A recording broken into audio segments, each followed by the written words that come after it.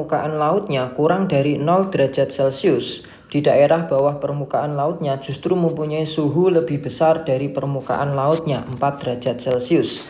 Hal ini terjadi karena A.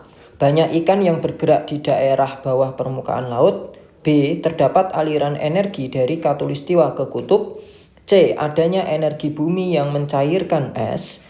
D. Sifat air yang mempunyai volume paling kecil pada suhu 4 derajat Celcius.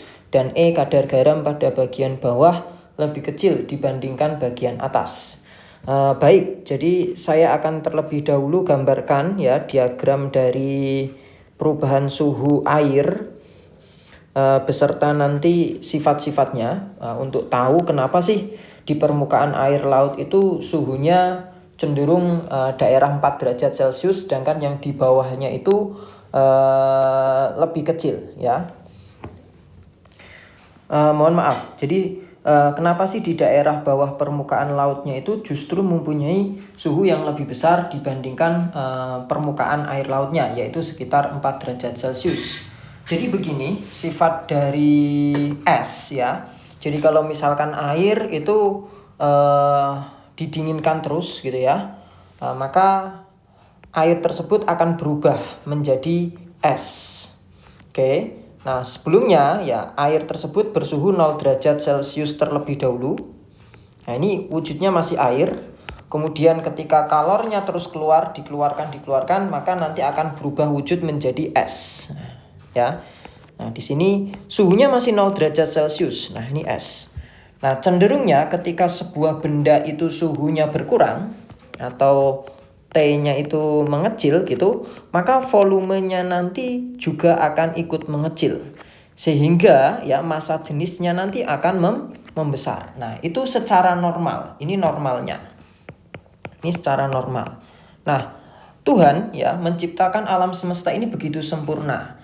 Yaitu adanya salah satu buktinya adalah adanya anomali air.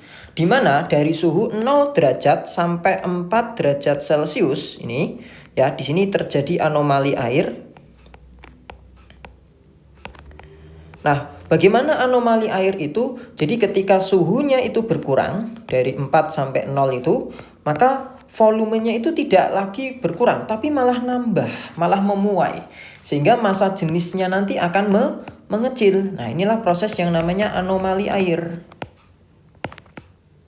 Ya. Nah, kenapa kok harus seperti itu? Hal itu dilakukan atau supaya ya es itu mengambang di permukaan air laut. Sedangkan di bawah permukaan air laut ini tetap air gitu ya. Ini tetap air.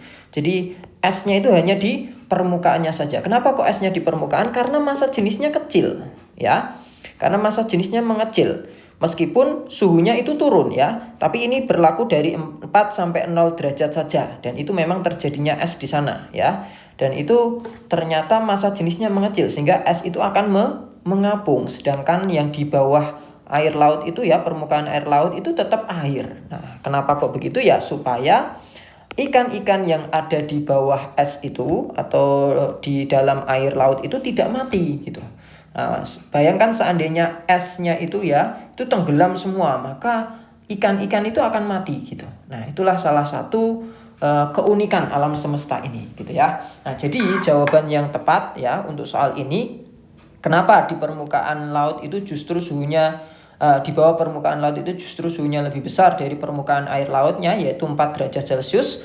Jawabannya adalah yang delta, karena sifat air yang mempunyai volume paling kecil itu pada suhu 4 derajat Celcius.